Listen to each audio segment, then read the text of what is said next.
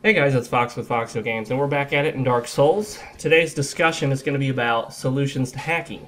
Now, we will talk about a few things you can do specifically if you encounter a hacker, but this is mainly some wishful thinking of what FromSoft could do if they were able to go back and fix Dark Souls, which we're not going to see. We're not going to see it. But hopefully they'll implement some of these things in Dark Souls 2 in order to prevent some of the rampant hacking that we saw. Now, I'll give you some of my solutions, and after I'm done talking about those, then I'll give you some solutions that you can do in order to prevent hacking in your game, or at least to sort of nullify the hackers, neutralize them to a certain extent. First of all, let's get into Dark Souls 2 and why I think that Dark Souls 2 is actually going to be much, much better when it comes to the hacking thing. It's much better in terms of preventing it, not there being more of it. And the one biggest change that we're going to see is the dedicated servers. One of the biggest problems with peer-to-peer online gaming is the level of hacking that can be achieved. It opens up a whole world of hacking when you have peer-to-peer. And that was the biggest reason that Diablo 2 had so much extreme hacking. It's because so much is happening on your individual computer system, particularly the host, that it's really easy to get away with tons of different hacks that normally you wouldn't be able to use in dedicated servers. Dark Souls 2 is going to have dedicated servers, and so I think we'll see a lot less of this hacking problem. It won't completely eliminate it all out, but the dedicated servers add a whole bunch of anti-hacking possibilities for FromSoft, and I'm sure they'll incorporate at least some of them. Now let's talk about what they could do for Dark Souls if they were to go back and fix it, which, like I said before, guys, I'm 99.9% sure will not happen. But these are also things they could employ in Dark Souls 2 to the extent that it's necessary.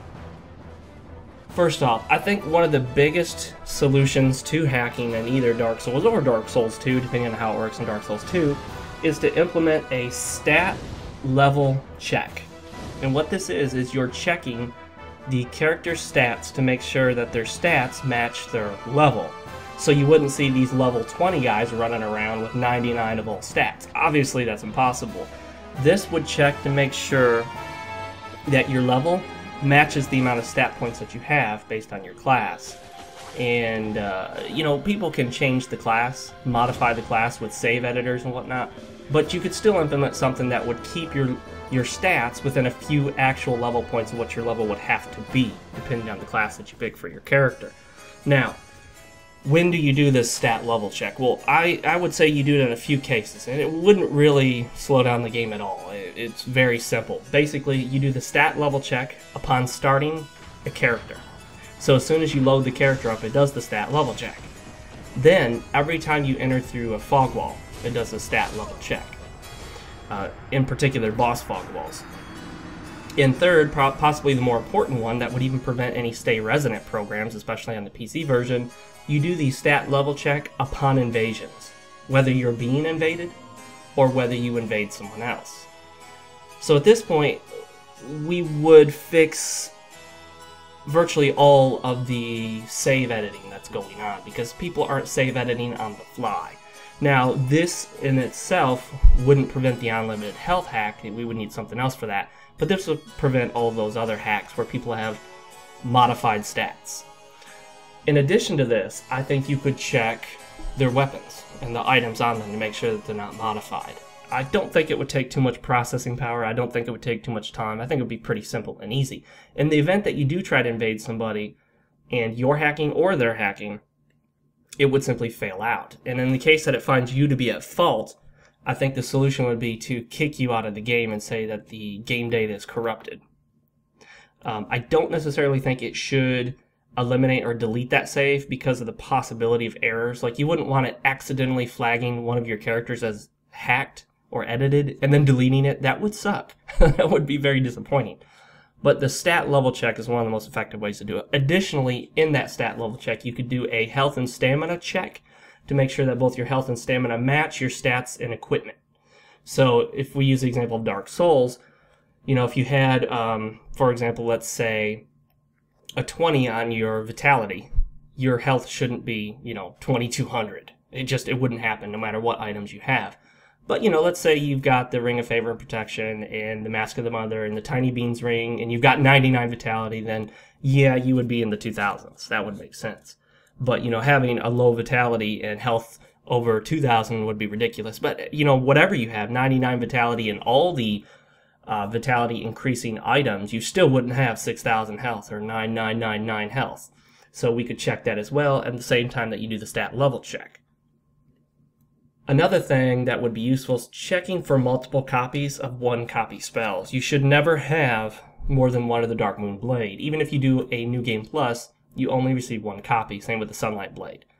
So we could check these to make sure that people don't have multiple copies, which some hackers, that's what they do. They hack their save file, edit it so that they have, you know, 6 iterations of the Sunlight Blade or whatever, what have you. Another thing that I think would maybe be a little more complicated, you could check for contradictory stuff, like make sure they don't have access to Sunlight Blade and Dark Moon Blade at the same time. Obviously, that shouldn't happen. I don't see so many hackers doing this. I think it requires a little more than just adding the spells, because the game checks for your covenant when you use the spell, making sure that you have the proper covenant for it.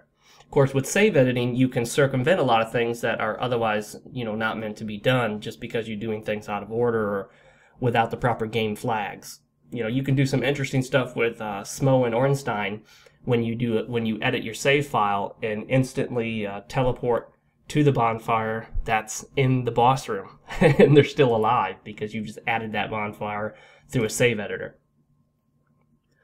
Also, I think there should be a way, and I don't know if they would have to coordinate this with Sony or Microsoft, there should be a way for a actual human being to check players who have received X amount of complaints. If, for example, if a player has received over, I don't know, say 30 complaints from different gamer tags or PSN IDs saying that that gamer is tampering with the system or cheating, there should be a human being that can actually check that.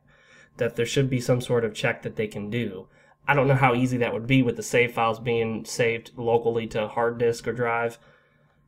Maybe this would be a little more complicated and costly than I'm making it out to be, but if that were practical, that's something they could certainly try to implement. But again, guys, I think the most important step in backing up the whole hacking issue is going with dedicated servers. I know a lot of people said, oh, I don't want dedicated servers, I don't think it's a good idea. Let's be honest, guys. Most online games, the vast majority of all online games, especially on the consoles, use dedicated servers.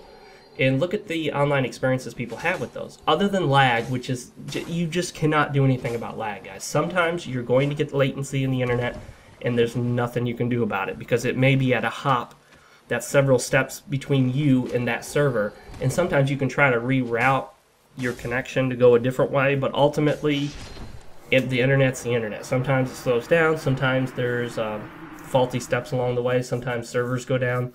It's just reality. So, other than lag, when you play a game like Halo or Call of Duty, for the most part, you don't see very many hackers, because dedicated servers, it's very easy using dedicated servers to implement anti-hacking software, like Punkbuster and whatnot. Those usually work off of your computer as well, but say, for example, you knew that someone used a PC save editor or a PC stay resident program that hacks your health and freezes your health so you have unlimited health.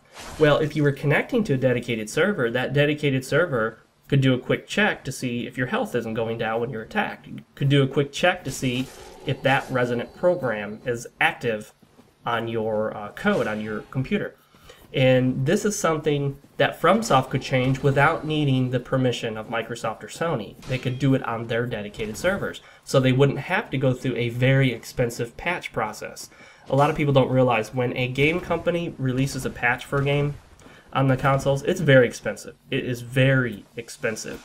So that's why it seems silly to me, and I guess not everyone knows this, so maybe it makes sense to them, but they think, oh, well, there's this bug in a game, why don't they just release a patch? Just release a patch, it's easy. It's not that easy, guys. You have to get your patch approved by Sony and Microsoft, and then you have to pay a buttload of money for it. Trust me, it's a lot of money, and we're not talking just thousands of dollars, we're talking more than that. So the idea of just putting together a quick patch for a small fix in something, it's not practical for most developers.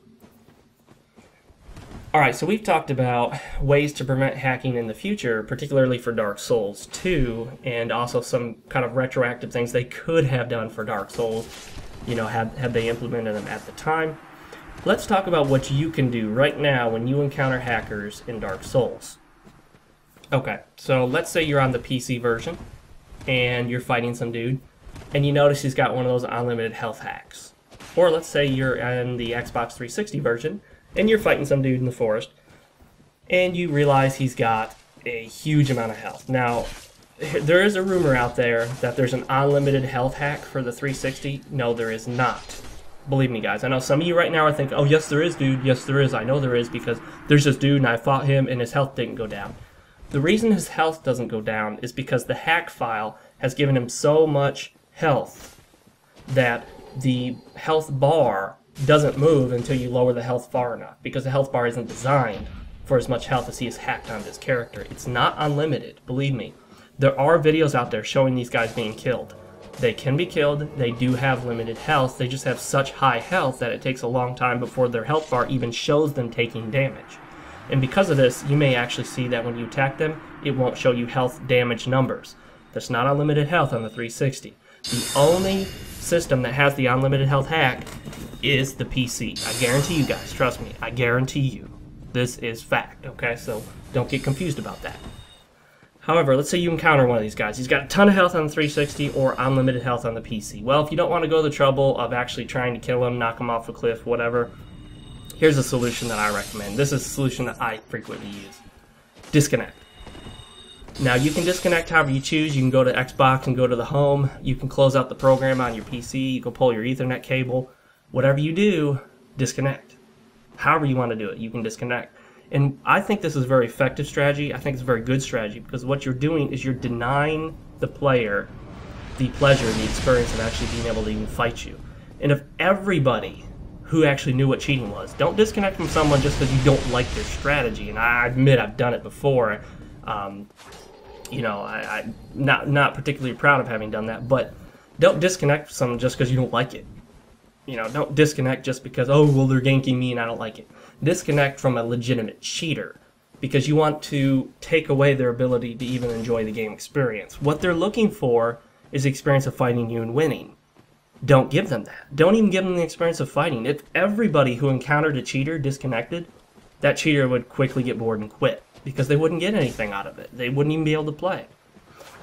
Okay, well, we've covered that. The easiest way to do it is to disconnect. There is another solution. This one is going to be the more controversial one. Let me tell you what I do. I have the PC hack available to me while playing the PC version of Dark Souls. I have it available. I don't have it on unless I encounter a hacker. When I encounter an unlimited health hacker, I turn it on so that I have unlimited health. And then while he's trying to kill me and can't, I send him a message and says, look, dude, we can all use the cheat. It's cheap. Just get out of my game. Just leave, okay? If they're an invader. I say, just leave, guy. Because, really, this is pointless. And usually they end up leaving eventually after sending me a message or something. Sometimes they like to try to deny that they're cheating, but I'm like, look, dude, I saw your health hit 65,000 when you turned it on. So, we all know, all of us veterans who've been experienced with the game, not saying veteran is an expert at PvP, but those of us who have experience with the game, we know when we're fighting a cheater most of the time. Especially if they're not very sly about it. You can be very clever with the cheating and kind of keep it a little under wraps, but then again, it's not as effective. The most effective way to cheat is to make it obvious that you're cheating. So that's another way, is to fight fire with fire. Now for the Xbox 360 versions, what I do is I have 99 Divine Blessings. And you'll see some people with that. 99 Divine Blessings, 99 of the Elizabeth Mushrooms. And you'll see some of these more popular PvP guys on YouTube and Twitch have it. And I see people post comments going, oh, dude, you're a cheater. You got 99 of these. Hold off on that. Don't immediately judge that, because I can tell you what I do, and this is what a lot of other guys do. I have 99 of those things so that when I encounter a cheater, I can match them fire with fire. Now, some people say, well, you're just resorting to cheating, so you're just as bad. I don't think so, because all I'm doing is counteracting their cheat and showing them how annoying it is. Because I had a guy who was popping Divine Blessings left and right, way more than you could possibly get even if you'd played the game 2 times through. So it was obviously this guy had either hacked or glitched to get it, so I just popped my divine blessings. And eventually, you know, he ended up just giving up or leaving. And I sent him a message and I said, look, guy, we don't need to do this. This is pointless. You see how pointless that was? And I said, just don't do that, please. And he didn't send a response. Okay, now there's a third thing you can do when you encounter hackers. I don't recommend this. I tried it and it backfired big time. You could try to record it and expose them through a YouTube channel or Twitch or something, but ultimately I just found that the hacker got all his buddies and then they would try to spam my channel with thumbs down and hate messages and comments. And you know, if you're pretty decent at video editing, you could make fake evidence to make someone look like they're cheating. It's possible. I know how to do it. It would take me about 5 minutes to put together a video that I can make virtually any gamer look like they're cheating. So it's not, you know, proof definitive unless it's, for example, a live Twitch stream. Then, of course, you know, that would be much harder to fake. And there is another thing you can do. Now, you can try to fight, disconnect, fight fire with fire, and use your glitched, hacked items, whatever. And at the end of that, go in, I know, for example, on Xbox 360, you can go in to give a player a rating. You can file a complaint and say that they tampered with their system. Unfortunately, it seems that no matter how much we do this, nothing ever really gets done about it. But then again, I mean, they provided it, let's use it, then that gives us the right to complain to Microsoft and say, hey, you provided this to us, we're using it, but you're not doing anything about it. Because if you don't use it, you can't complain about it, right? I mean, because you're not even bothering to use it anyway. Alright guys, well those are some of the suggestions I have for how to prevent cheating in the future and also for how you can handle cheaters and hackers. If you have any suggestions for how to handle hackers in the game, let me know. Leave your comment below, click the like button, and I will see you guys next time.